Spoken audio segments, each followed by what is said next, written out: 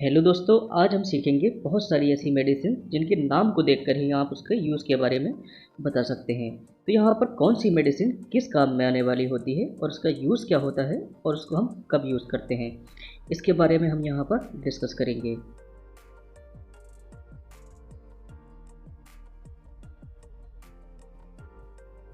तो चलिए दोस्तों शुरू करते हैं। तो जिन मेडिसिन के अंत में अगर प्राजोल शब्द लगा जाता है तो उसका मतलब होता है वो स्टमक की जो एसिडिटी है उसको वो कम कर देती है। जैसे कि ओमिप्राजोल, ओमिप्राजोल में देखिए क्या है, प्राजोल है।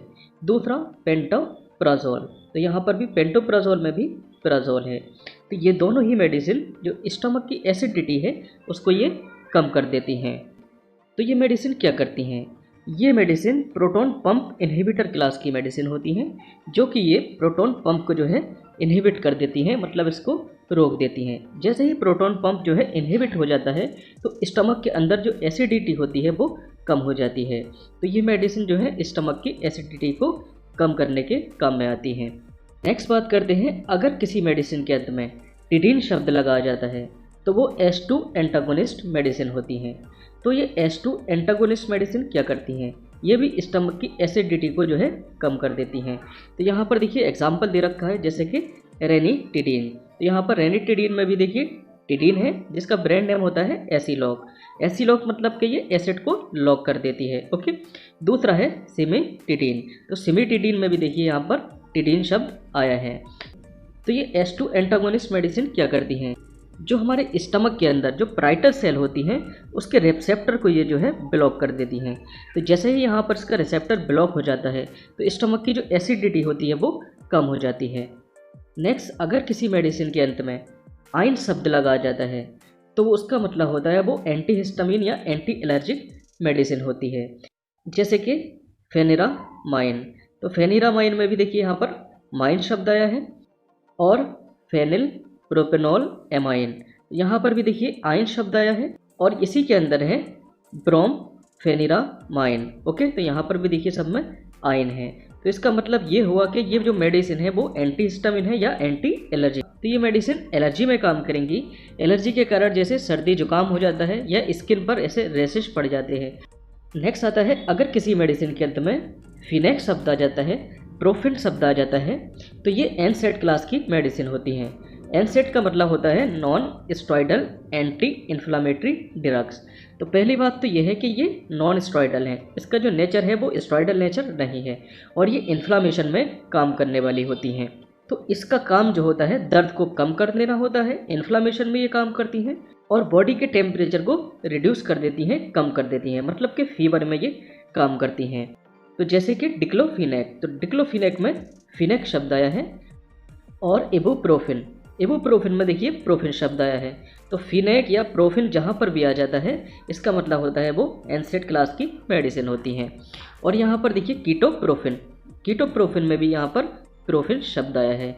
इसका मतलब है ये सारी की सारी मेडिसिन जो है इन्फ्लामेशन में काम करेंगी और दर्द को कम करने में काम करेंगी, और बॉडी टेम्परेचर को कम करने में इसका यूज़ किया जाता है। अगर किसी मेडिसिन के अंत में ऑफ्लॉक्सासिन लगाया जाता है तो वो क्यूनोलोन एंटीबायोटिक क्लास की मेडिसिन होती है, मतलब कि ये एंटीबैक्टीरियल काम करेगी। तो जैसे कि लीवोफ्लॉक्सासिन, लीवोफ्लॉक्सासिन में देखिए ऑफ्लॉक्सासिन आया है।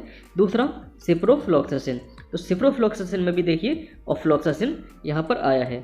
नेक्स्ट है ऑफ्लॉक्सासिन। ओके, तो ये मेडिसिन जो है एंटीबायोटिक मेडिसिन होती हैं। नेक्स्ट, अगर किसी मेडिसिन के अंत में एजोल शब्द लगाया जाता है तो वो एंटी फंगल मेडिसिन होती हैं, जैसे कि फ्लूकोनाजोल। तो यहाँ पर देखिए एजोल शब्द आया है। दूसरा कीटोकोनाजोल, तो यहाँ पर भी देखिए एजोल शब्द आया है, और तीसरा यहाँ पर है देखिए मिकोनाजोल, तो यहाँ पर भी देखिए एजोल शब्द आया है। तो ये मेडिसिन जो है एंटी फंगल मेडिसिन होती हैं। जैसे कि हमारी स्किन पे फंगल इन्फेक्शन हो जाता है तो वहाँ पर इसका यूज़ किया जाता है। नेक्स्ट, अगर किसी मेडिसिन में माइसिन, साइक्लाइन या सल्फा शब्द आ जाता है तो वो एंटीबायोटिक मेडिसिन होती हैं, जैसे कि एजिथ्रोमाइसिन। एजिथ्रोमाइसिन में देखिए माइसिन टर्म आया है, और टेट्रासाइक्लिन, तो टेट्रासाइक्लिन में देखिए साइक्लाइन टर्म आया है। नेक्स्ट सल्फिनामाइड, तो यहाँ पर देखिए सल्फा शब्द आया है। ओके, और नेक्स्ट आता है स्ट्रेप्टो स्ट्रेप्टोमाइसिन इंजेक्शन होता है ये। तो स्ट्रेप्टोमाइसिन में देखिए माइसिन टर्म आया है और नेक्स्ट आता है एरिथ्रोमाइसिन। तो एरिथ्रोमाइसिन में भी यहाँ पर देखिए माइसिन टर्म आया है। तो ये मेडिसिन जो है एंटीबैक्टीरियल या एंटीबायोटिक्स मेडिसिन कहलाती हैं।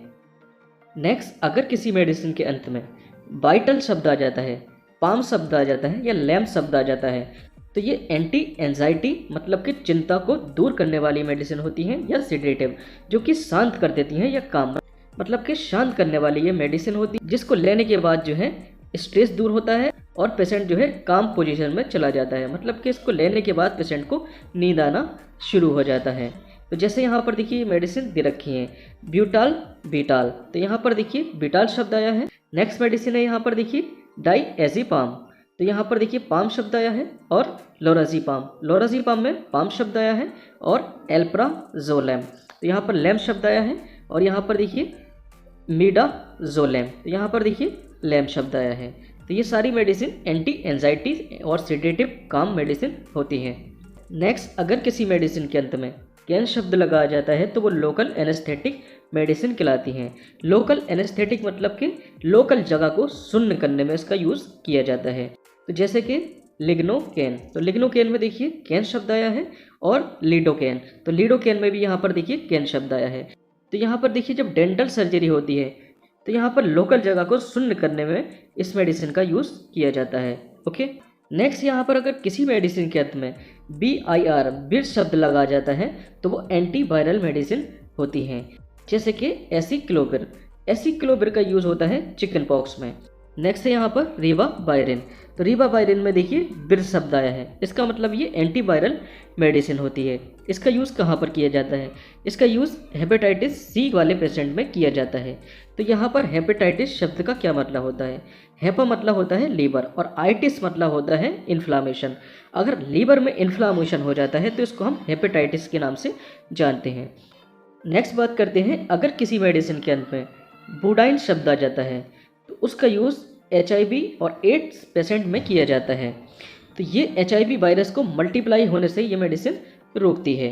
जैसे कि ये HIV वायरस होता है तो ये जैसे पेशेंट की सेल में जाकर अपने आप को मल्टीप्लाई कर देती है। तो ये मेडिसिन क्या करती है, इसकी जो ग्रोथ है, मल्टीप्लाई जो कर रहा है ये, इसकी ग्रोथ को जो है ये रोक देती है, जिससे एड्स पेशेंट को थोड़ा रिलीफ मिलता है। तो यहाँ पर देखिए ज़िडोबुडाइन, तो यहाँ पर देखिए बुडाइन शब्द आया है, इसका मतलब ये एड्स वाले पेशेंट में इसका यूज़ होने वाला है। नेक्स्ट है देखिए लेमीब्यूडाइन, तो लेमीब्यूडाइन में भी देखिए बुडाइन शब्द आया है, इसका मतलब ये HIV और एड्स पेशेंट को ये मेडिसिन दी जाती है। नेक्स्ट बात करते हैं ब्लड प्रेशर को रिड्यूस मतलब कि लो करने वाली मेडिसिन के बारे में। तो ऐसी मेडिसिन जिनके अंत में ओलोल शब्द आ जाता है तो ये बीटा ब्लॉकर क्लास की मेडिसिन होती हैं, और ऐसी मेडिसिन जिनके अंत में पिरिल शब्द आ जाता है तो ये ACE इनहिबिटर क्लास की मेडिसिन होती हैं। अब यहाँ पर ACE का क्या मतलब होता है? इसका मतलब होता है angiotensin converting enzyme inhibitor. Next आता है सार्टन जो होती हैं ARB क्लास की मेडिसिन होती हैं। ARB क्लास का क्या मतलब होता है? इसका मतलब होता है एंजियोटेंसिन रिसेप्टर ब्लॉकर क्लास की ये मेडिसिन होती हैं। नेक्स्ट आता है डाइपाइन, तो डाइपाइन जो है ये कैल्शियम चैनल ब्लॉकर मेडिसिन होती हैं। और नेक्स्ट आता है माइड या जाइड जो है ये डायूरेटिक्स क्लास की मेडिसिन होती हैं। तो ये सारी की सारी मेडिसिन जो है ब्लड प्रेशर को रिड्यूस करने वाली मेडिसिन होती हैं। तो जैसे कि लेबिटालोल, तो लेबिटालोल में देखिए ओलोल या लोल शब्द आ जाता है, इसका मतलब ये बीटा ब्लॉकर क्लास की मेडिसिन होती है। दूसरा है देखिए लिसिनोप्रिल, तो लिसिनोप्रिल में देखिए प्रिल आ जाता है, तो इसका मतलब ये ACE इनहिबिटर क्लास की मेडिसिन है। नेक्स्ट आता है लोसार्टन, तो सार्टन यहाँ पर देखिए आया है, इसका मतलब ये ARBS क्लास की मेडिसिन है। नेक्स्ट उसके बाद में आता है एम्लोडाइपाइन, तो यहाँ पर देखिए डाइपाइन है, इसका मतलब ये कैल्शियम चैनल ब्लॉकर मेडिसिन है। नेक्स्ट आता है फ्रूसिमाइड, तो यहाँ पर देखिए माइड शब्द आया है, और उसके बाद है देखिए बेंड्रोफ्लूमीथाजाइड, तो यहाँ पर देखिए जाइड शब्द आया है, इसका मतलब ये दोनों ही मेडिसिन डायूरेटिक्स क्लास की मेडिसिन है। तो ये सारी की सारी मेडिसिन देखिए ब्लड प्रेशर को कम करने वाली मेडिसिन होती हैं। नेक्स्ट, अगर किसी मेडिसिन के अंत में एस शब्द आ जाता है तो ये थ्रम्बोलाइटिक मतलब कि ब्लड का जो क्लॉट होता है, जो ब्लड का थक्का होता है, इसको ये ब्रेक करने वाली ये मेडिसिन होती हैं। तो जैसे कि स्ट्रेप्टोकाइनेस, तो काइनेस में देखिए एस शब्द आया है, और इमिनेस, इमिनेस में भी देखिए यहाँ पर एस शब्द आया है। तो दोनों ही मेडिसिन ये ब्लड क्लॉट को ब्रेक करने वाली मेडिसिन होती हैं। नेक्स्ट देखिए, जिन मेडिसिन के अंत में स्टेटिन शब्द आ जाता है तो वो ब्लड कोलेस्ट्रॉल को कम कर देती हैं। स्टेटिन मतलब देखिए रोक देना, तो यहाँ से भी आप जो है इसका आइडिया लगा सकते हैं। तो स्टेटिन शब्द जहाँ पर भी आ जाता है वो कोलेस्ट्रॉल को जो है रोक देती हैं, कम कर देती हैं। तो यहाँ पर देखिए ब्लड का जो कोलेस्ट्रॉल है इसको ये रिड्यूस कर देगी। तो इसके एग्जाम्पल देखते हैं, जैसे कि लोबास्टेटिन। तो यहाँ पर देखिए स्टेटिन शब्द आया है, इसका मतलब जो है ये ब्लड कोलेस्ट्रॉल को रिड्यूस कर देगी, कम कर देगी। नेक्स्ट एग्जाम्पल आता है इसका एटोरबास्टेटिन। एटोरबास्टेटिन में देखिए स्टेटिन शब्द आया है। तो दोनों ही मेडिसिन ये ब्लड कोलेस्ट्रॉल को कम करने वाली मेडिसिन है। नेक्स्ट आता है, अगर किसी मेडिसिन के अंत में सॉन टर्म आ जाता है तो उसका जो नेचर होता है मेडिसिन का वो स्टेरॉयडल नेचर होता है। और बात कर लेते हैं इसके यूज़ के बारे में। तो ये कहाँ पर यूज़ की जाती है? इसका यूज़ जो है स्वेलिंग मतलब कि सूजन, और पेन मतलब कि दर्द और रेडनेस, और एलर्जी या एस्थमेटिक कंडीशन में भी इसका यूज़ करते हैं। तो जैसे कि देखिए डेक्सामेथासोन, इसका ब्रांड नेम होता है डेक्सोना। तो देखिए डेक्सामेथासोन में सॉन टर्म आया है, और बीटामेथासोन, बीटामेथासोन में यहाँ पर देखिए सॉन टर्म आया है। ओके, तो यहाँ पर देखिए बेटनोवेट एन क्रीम है, तो इसमें होता है बीटामेथासोन, और बीटामेथासोन की यहाँ पर देखिए टेबलेट भी है। यहाँ पर बीटामेथासोन सोडियम फॉस्फेट, तो यहाँ पर देखिए बीटामेथासोन में सॉन टर्म आया है। ओके, नेक्स्ट, अगर किसी मेडिसिन के अंत में सेट्रॉन शब्द आ जाता है तो वो 5-HT3 एंटागोनिस्ट मेडिसिन होती है। और इसका काम क्या होता है? इसका काम नोजिया मतलब कि मतली या जी घबराना या जी मचलाना या वोमिटिंग मतलब कि उल्टी को रोकने में इसका यूज़ किया जाता है। तो जैसे कि इसके एग्जांपल ऑन्डेनसेट्रॉन, तो यहाँ पर देखिए सेट्रॉन शब्द आया है। और नेक्स्ट है देखिए डोलासेट्रॉन, तो डोलासेट्रॉन में भी देखिए सेट्रॉन शब्द आया है। तो इसका मतलब दोनों ही मेडिसिन ये एंटी वोमिटिंग मेडिसिन है और एंटी नोजिया मतलब कि मतली में ये काम करने वाली मेडिसिन कहलाती हैं। नेक्स्ट, जिन मेडिसिन के अंत में नीडाजोल शब्द आ जाता है तो वो मेडिसिन एमीबिक डिसेंट्री को ठीक करने में इसका यूज़ किया जाता है। एमीबिक डिसेंट्री क्या होती है? एमीबिक मतलब कि एंटमीबा हिस्टोलिटिका एक पैरासाइट होता है जो कि इंटेस्टाइन में परफोरेशन या इन्फेक्शन कर देता है। तो जैसे कि नाम में ही छुपा है, डिस का मतलब होता है पूरी मेडिकल में अगर डिस शब्द आ जाता है उसका मतलब होता है दुख या तकलीफ, और एंट्री मतलब होता है आंत। अगर आंत में देखिए किसी टाइप का परफोरेशन या दुख या तकलीफ होती है तो इसको देखिए बोल दिया जाता है डिसएंट्री। ओके, तो ये किसके द्वारा हुई है? एमीबा द्वारा हुई है, जो कि एंट अमीबा हिस्टोलिटिका होता है। उसके द्वारा इंटेस्टाइन में अगर डिसेंट्री हो गई है तो इसको एमीबिक डिसेंट्री के नाम से जाना जाता है। तो यहाँ पर दो एग्जाम्पल है इसके। पहला है मेट्रोनिडाजोल, तो यहाँ पर देखिए निडाजोल शब्द आया है। दूसरा ओनिडाजोल, तो यहाँ पर भी देखिए निडाजोल शब्द आया है। तो निडाजोल शब्द जहाँ जहाँ पर आएगा उसका मतलब ये एमीबिक डिसेंट्री में यूज़ होने वाली मेडिसिन है। नेक्स्ट, अगर किसी मेडिसिन के अंत में ट्रिप्टेन शब्द आ जाता है तो वो 5-HT एगोनिस्ट मेडिसिन होती हैं। इसका यूज़ जो है माइग्रेन में किया जाता है। माइग्रेन एक टाइप का जो है सर दर्द होता है। तो देखिए ब्रेन के अगर हाफ पार्ट में इस टाइप से अगर सर दर्द हो रहा है, हेडेक हो रहा है, तो इसको हम माइग्रेन सिर दर्द के नाम से जानते हैं। तो ये जनरल सर दर्द से थोड़ा अलग होता है। तो यहाँ पर जो मेडिसिन है देखिए वो है सुमाट्रिप्टेन, तो यहाँ पर देखिए ट्रिप्टेन शब्द आया है। और दूसरा है रिजाट्रिप्टेन, तो रिजाट्रिप्टेन में भी यहाँ पर ट्रिप्टेन आया है। तो जहाँ जहाँ ट्रिप्टेन आएगा उसका मतलब ये माइग्रेन वाली मेडिसिन होती हैं। नेक्स्ट, अगर किसी मेडिसिन के अंत में ग्लिप्टिन शब्द आ जाता है तो वो DPP-4 इनहिबिटर क्लास की मेडिसिन होती हैं। और इनका यूज़ जो है एंटी डायबिटिक्स में यूज़ किया जाता है, मतलब कि ये डायबिटीज़ के जो है अगेंस्ट काम करती हैं। तो इसका यूज़ डायबिटीज़ पेशेंट में किया जाता है। तो यहाँ पर जैसे ब्लड में शुगर का लेवल मतलब कि ग्लूकोज का लेवल बढ़ जाता है तो ये मेडिसिन ग्लूकोज के लेवल को कम कर देती हैं। तो इसके एग्जाम्पल देखते हैं, जैसे कि सीटाग्लिप्टिन, तो यहाँ पर देखिए ग्लिप्टिन शब्द आया है। और लीनाग्लिप्टिन, तो यहाँ पर भी देखिए ग्लिप्टिन शब्द आया है। इसका मतलब ये डायबिटीज़ में यूज़ होने वाली मेडिसिन है।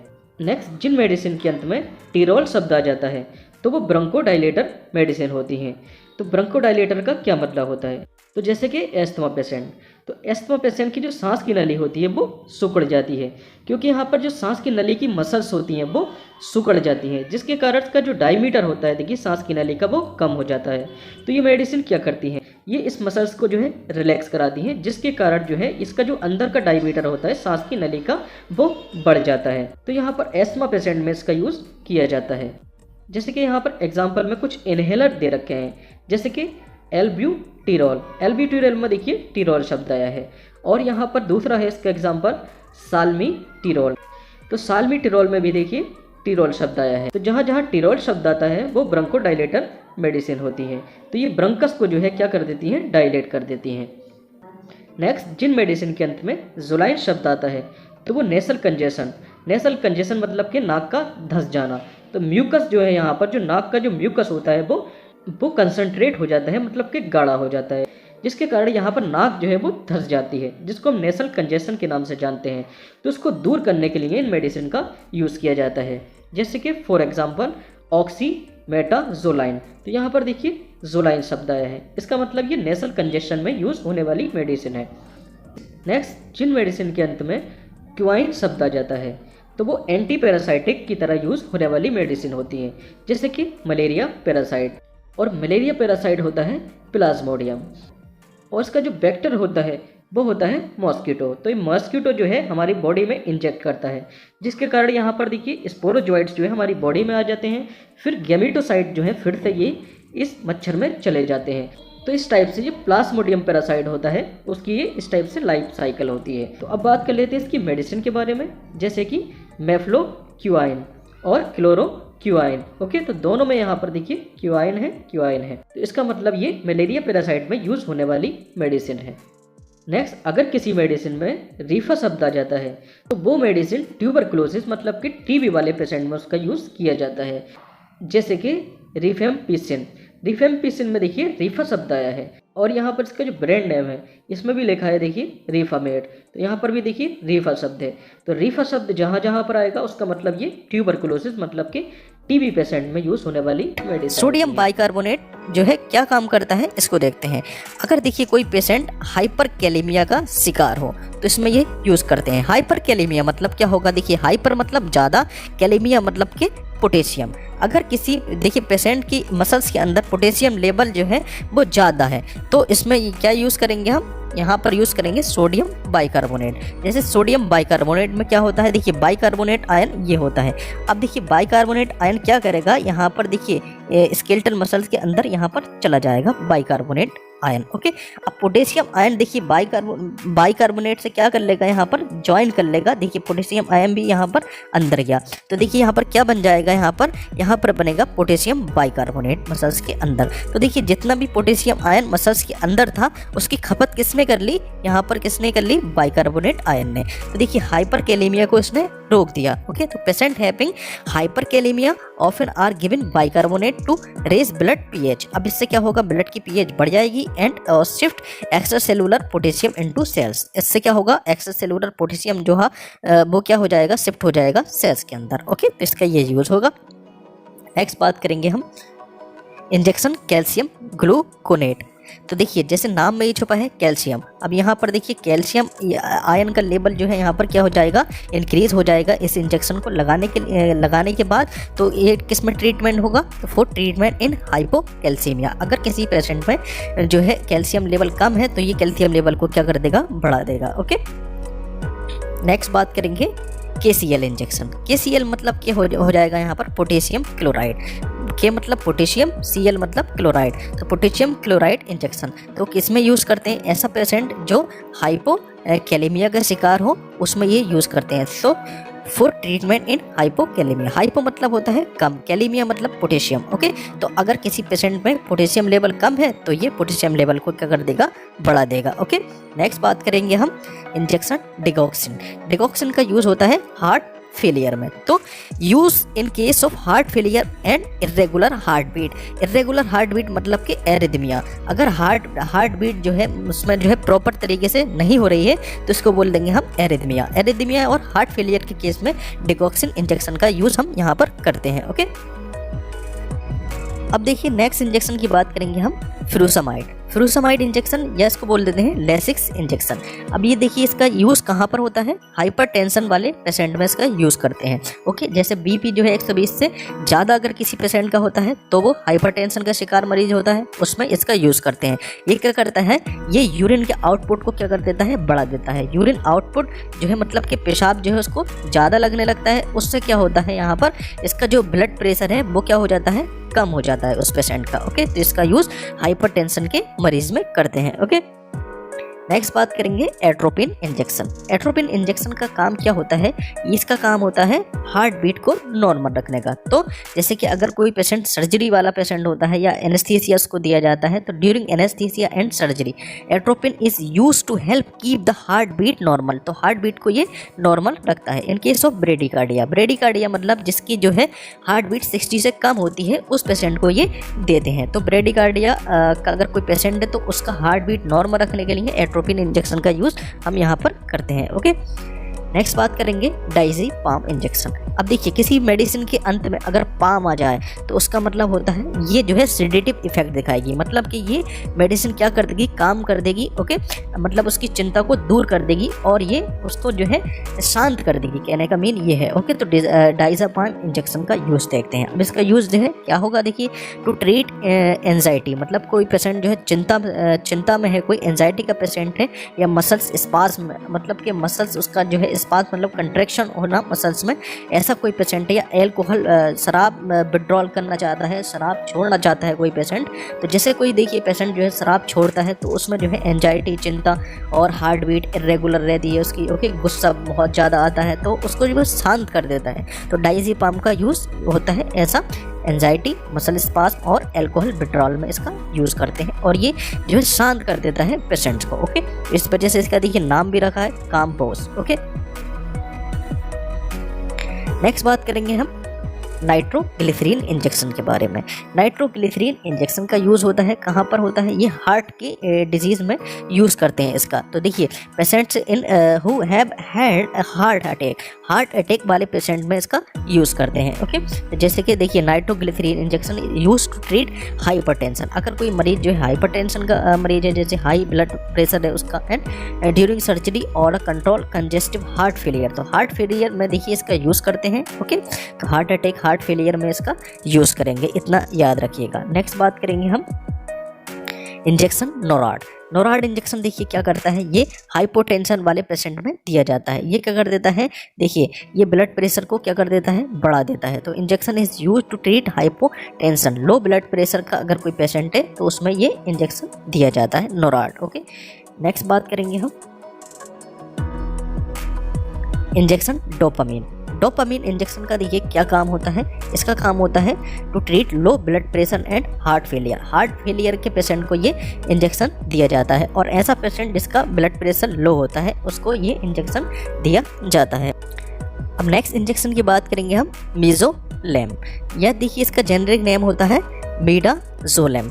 अब मैंने बताया था कि अगर जहाँ पर भी पाम आ जाए शब्द, कभी मेडिसिन के अंत में पाम आ जाए या लाम आ जाए, ओके, तो उसका इफेक्ट कैसा होता है, इसका इफेक्ट होता है सेडेटिव इफेक्ट मतलब ये शांत कर देता है पेशेंट को। तो इसका देखिए यूज़ करेंगे एंजाइटी में। ओके, तो देखिए midazolam injection is use to produce sleepiness और drowsiness and relieve anxiety before surgery और सर्टेन प्रोसीजर। तो देखिए एंजाइटी में ये देते हैं। ओके, अगर देखिए किसी पेशेंट को देखिए सेडेटिव इफेक्ट देना है तो ये मेडिसिन हम उसको देंगे, तो इससे क्या आ जाएगी, नींद आ जाएगी पेशेंट को, और ड्रोसीनेस मतलब कि लेथार्जी मतलब कि सुस्तीला स्वभाव उसका हो जाएगा। ओके, तो देखिए ये चिंता को दूर करने में ये मेडिसिन दी जाती है। नेक्स्ट बात करेंगे हम एपिटोइन इंजेक्शन या इसका नाम होता है फेनिटोइन इंजेक्शन। ये कहाँ पर दिया जाता है, ये मिर्गी में दिया जाता है। तो देखिए Eptoin injection is used to treat and prevent epilepsy मतलब सीजर्स या एपिलेप्सी या मिर्गी इसको बोल देते हैं। नेक्स्ट बात करेंगे हम देखिए डेरिफाइलिन इंजेक्शन के बारे में। तो डेरिफाइलिन इंजेक्शन का यूज़ होता है एस्थमा अटैक में और दूसरा COPD डिसीज़ में। COPD मतलब क्रॉनिक ऑब्स्ट्रक्टिव पल्मोनरी डिसऑर्डर, यहाँ पर इसका यूज़ करते हैं। ओके, जैसे कि देखिए ट्रैकिया और ब्रोंकस की जो मसल्स होती है उसमें यहाँ पर कंट्रैक्शन हो जाता है। अब जैसे ही हम ये इंजेक्शन लगाते हैं ये क्या कर देता है, उसकी मसल्स को रिलैक्स कर देता है, तो वहाँ पर इसका यूज़ करते हैं। ओके, नेक्स्ट बात करेंगे हम, देखिए इंजेक्शन लेबिटालॉल। लेबिटालॉल इंजेक्शन का यूज़ देखते हैं। ओके, तो labetalol injection is use to treat severe high blood pressure. तो हाइपरटेंशन का कोई पेशेंट है तो उसका जो है देखिए ब्लड प्रेशर को क्या कर देता है, ये रिड्यूस कर देता है या कम कर देता है। ओके, तो इंजेक्शन लेबिटालॉल का काम होता है हाइपरटेंशन में। ओके, नेक्स्ट इंजेक्शन आता है फिनेरगन इंजेक्शन। फिनेरगन इंजेक्शन का यूज़ देखिए कहाँ पर करते हैं, ये इसका इफेक्ट जो होता है सेडेटिव इफेक्ट होता है। तो ट्रीटमेंट किस ट्रीटमेंट में यूज़ करते हैं, इंसोम्निया। अगर देखिए पेशेंट को जैसे नींद नहीं आती है तब इसका यूज़ कर देते हैं, क्योंकि ये सेडेटिव इफेक्ट दिखाता है, शांत कर देता है पेशेंट को, इस वजह से इसका इंसोम्निया में यूज़ करते हैं। और देखिए इसका यूज़ होता है एलर्जिक कंडीशंस, जैसे कि अपर रेस्पिरेटरी ट्रैक्ट में अगर एलर्जी है या स्किन एलर्जी है तो वहाँ पर इसका यूज़ करते हैं। ओके, देखिए नेक्स्ट इंजेक्शन है इंजेक्शन पेंटाजोसिन।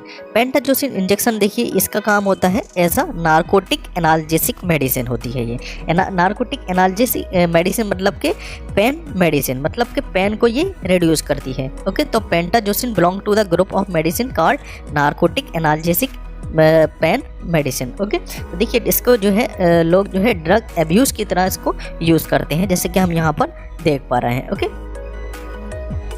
नेक्स्ट बात करेंगे हम इंजेक्शन हेलोपेरिडोल। हेलोपेरिडोल का काम क्या होता है, देखिए इसको देखते हैं। हेलोपेरिडोल का काम होता है देखिए मेंटल इलनेस को रोकने में। ओके, तो use in a mental illness that cause disturb और unusual thinking, loss of interest in life and inappropriate emotions. Okay, जैसे कि कोई पेशेंट अगर ऐसा होता है जैसे अनयूजुअल जो है इमोशंस उसको आने लगते हैं। ओके, कुछ ना कुछ सोचता रहता है ऐसा पेशेंट। ओके, और loss of interest in life, मतलब कि दिलचस्पी उसकी जो है जीने में जो है ख़त्म हो जाती है, तो यहाँ पर इसका यूज़ करते हैं हेलोपेरिडोल का। ओके, तो इंजेक्शन हेलोपेरिडोल का ये यूज़ होता है। ओके, नेक्स्ट बात करते हैं हम इंजेक्शन ऑक्सीटोसिन। ऑक्सीटोसिन का काम क्या होता है, देखिए ऑक्सीटोसिन का काम होता है जो स्मूथ मसल्स है उसमें कंट्रैक्शन कराने का इसका काम होता है। तो देखिए जैसे ही डिलीवरी होती है तो डिलीवरी में देखिए क्या करेगा, ये यूट्रस की मसल्स को क्या कर देगा, यहाँ पर कंट्रैक्ट कर देगा। इससे क्या होगा, देखिए डिलीवरी में जो है लेबर में जो है क्या है हेल्प मिलेगी डिलीवरी के दौरान। ओके, देखिए oxytocin injection is used to contraction of muscles during labour. तो oxytocin also is used to reduce bleeding after childbirth. अब ये क्या करेगा, देखिए ब्लीडिंग को भी रोकेगा। किसकी ब्लीडिंग को, यूट्रस मसल्स से जो ब्लीडिंग होती है, मतलब कि प्लेसेंटा जैसे डीअटैच हो जाता है वहाँ से, तो ब्लीडिंग वहाँ पर होती है तो उसको भी रोकता है और मसल्स कंट्रैक्शन भी करता है। तो देखिए ये है ऑक्सीटोसिन का काम। ओके, नेक्स्ट बात करेंगे हम लिगोकैन एडीआर इंजेक्शन। लिगोकैन एडीआर इंजेक्शन का काम होता है ये लोकल एनेस्थीसिया होता है। अब ये क्या कर देता है, देखिए लोकल एनेस्थीसिया वहाँ पर देखिए सुन्नी पैदा कर देता है, मतलब कि नम पैदा कर देता है। तो it is use to numb tissue in a specific area. तो देखिए कोई पर्टिकुलर एरिया में हमको यहाँ पर IM इसको देना पड़ता है। देखिए यहाँ पर लिखा भी है for IM use only. Okay, किसी पर्टिकुलर एरिया को देखिए शरीर के अगर वहाँ पर सुन्नी पैदा करनी है, मतलब कि वहाँ पर जो है एनेस्थीसिया देना है, तो हम देते हैं lignocaine ADR injection. Okay, next injection आता है मेरे पास लेविरा इंजेक्शन। लेविरा इंजेक्शन का काम होता है एंटी इपिलेप्टिक। एंटी इपिलेप्टिक मतलब क्या होगा, मतलब कि सीजर्स में ये काम करेगा, मतलब कि मिर्गी के दौरान ये काम करेगा। मतलब कि Levera injection is an anti epileptic medicine use to treat seizures, मतलब फिट्स इन इपिलेप्सी, मतलब कि मिर्गी में इसको हम देते हैं। ओके, नेक्स्ट बात करेंगे हम हाइड्रोकॉर्ट इंजेक्शन। अब देखिए हाइड्रोकॉर्ट इंजेक्शन में होता है हाइड्रोकॉर्टिसोन। तो यहाँ पर देखिए सोन आ गया है, इसका मतलब ये हुआ इसका जो नेचर है कैसा होगा, ग्लूकोकॉर्टिकोइड नेचर होगा, मतलब कि स्टेरॉयडल इसका नेचर होगा। तो हाइड्रोकॉर्टिसोन इंजेक्शन है। अब देखिए जब ये ग्लूकोकॉर्टिकोइड इसका नेचर होगा तो देखिए इसका काम होगा इन्फ्लेमेशन में वर्क करेगा। ओके, और एंटी एलर्जिक ये वर्क करेगा। तो hydrocortisone is use to treat inflammation मतलब कि स्वेलिंग में काम करेगा, सीवियर एलर्जिक रिएक्शन में काम करेगा, जैसे कि किडनी डिजीज में, एड्रेनल प्रॉब्लम में, आर्थराइटिस मतलब इन्फ्लामेशन इन जॉइंट्स, एस्थमा में ये काम करेगा। ओके, ब्लड और बोन मैरो प्रॉब्लम में ये काम करेगा। आई विजन में ये आई विजन की जितनी प्रॉब्लम है उसमें ये वर्क करेगा। कौन? हाइड्रोकॉर्ट। ओके, नेक्स्ट बात करेंगे हम इंसुलिन इंजेक्शन के बारे में। इंसुलिन इंजेक्शन देखिए use to control blood sugar level. Okay, अगर देखिए ब्लड में जो है शुगर लेवल जो है, ग्लूकोज का लेवल जो है यहाँ पर क्या हो गया है, इंक्रीज हो गया है, तो ग्लूकोज लेवल को ये कम करता है। तो इंसुलिन इंजेक्शन ग्लूकोज लेवल को ब्लड में कम करता है। Okay, thank you.